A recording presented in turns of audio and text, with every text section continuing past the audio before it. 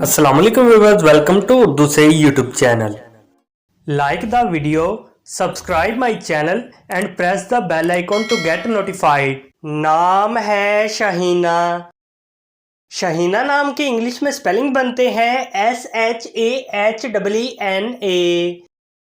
शहीना नाम का इस्तेमाल लड़कियों के नामों में होता है। शहीना नाम लड़कियों के लिए मखसूस है। शहीना नाम का मजहब मुस्लिम है।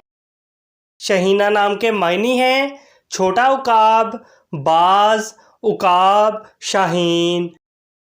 शहीना नाम के इंग्लिश में 8 हरूफ हैं और ये एक लफ्ज़ है। 8 वर्ड्स एंड 1 लेटर। शहीना नाम के उर्दू में 6 हरूफ हैं और ये एक लफ्ज़ है। अपने नाम का मीनिंग जानने के लिए कमेंट बॉक्स में लिखिए। चैनल को सब्सक्राइब कीजिए, वीडियो को लाइक और शेयर कीजिए। Thanks for watching.